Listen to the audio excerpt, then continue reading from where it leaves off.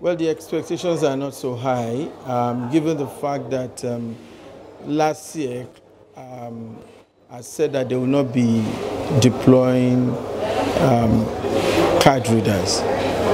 We know the implication of that. That gives the politicians enough room to manipulate the process. It's unfortunate that in a state where the All Progressive Congress is in power, for a party that benefited from a relatively credible election to now turn back the hands of the clock is unfortunate. What is more worrisome is that Her Lordship Justice Phillips, retired, is the head of LASIEC, and she should know better in terms of delivering a credible election. The chances of that are quite very slim now because of that singular position they have taken.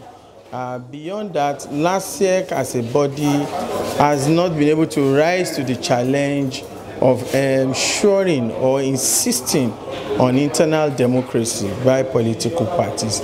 Of course, the crisis in the APC is open to everybody. We all saw it on TV.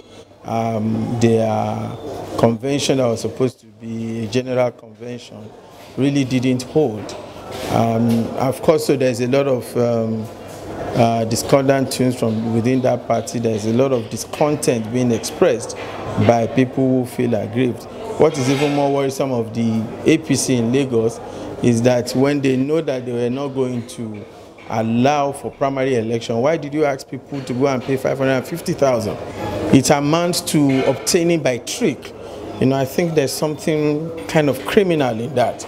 But the lawyers will know more about that. What is of concern to me, as a citizen, as a pro-democracy activist, as a member of the civil society, and as somebody who has given a lot to ensure that this country, we come to a state of democracy, to development. This is all I have lived my life for.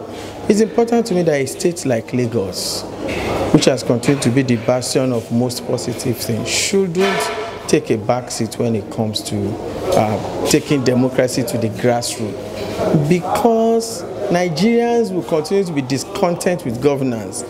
Nigeria will continue, to have apathy towards the electoral process for as long as the local government, which takes development closest to them, remains undemocratic. One was happy when Lagos decided to conduct elections, which is commendable. Lagos had conducted elections in the past. Unlike some other states, even states headed by so-called APC or progressive governors, they have failed woefully and disgracefully too to conduct local government elections. So one was kind of elated that Lagos State was keeping a good tradition. But unfortunately, and most annoyingly as well, what Lagos State appears to be doing is just fulfilling all righteousness on the face value. People really do not have a choice who will be their representative, will be their leaders at the local government level. And we have seen this over the years. The implication of this is that the people who are selected and rigged in through a fraudulent process are never accountable to the electorate.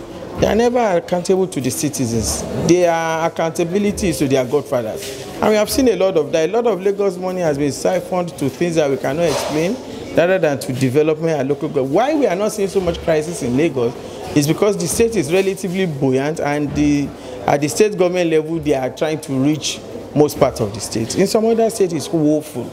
So what we are saying here is that if we don't allow democracy to get to the grassroots, there will be discontentment among citizens. So you're saying there will be apathy among citizens. LASIEC to do a fair job when it comes to fair it is not an issue of trusting LASIEC. It is an issue of reading the processes that LASIEC has outlined for itself and predicting that this cannot lead to a free and fair election.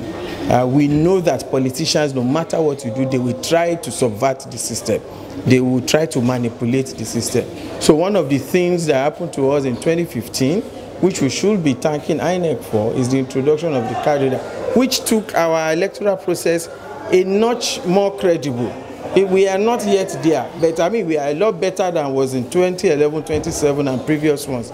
So one wouldn't expect LASIEC to go down in that regard. You know, and again, the 2015 election, which brought the government of APC, one would have expected that the APC will be the champion of further reforms, and they will walk their talk by implementing such reforms at the state level. I am not one of those who are advocating that INEC should take over election management at the state level. No, we are never going to be a proper federal state country if we allow that, you know. But notwithstanding, a lot of rot exists at the state independent electoral commissions, which needs to be addressed. And Lagos State is where this must start, because Lagos State is first in most things. What advice do you have to people to ensure that they protect their votes and ensure that it counts? What I would like to say to both those who feel discontented or disenfranchised within their party, no matter what party, APC, PDP, Labour, whatever it is, they should use the judicial process to seek redress. They should not keep quiet. There is a danger in keeping quiet.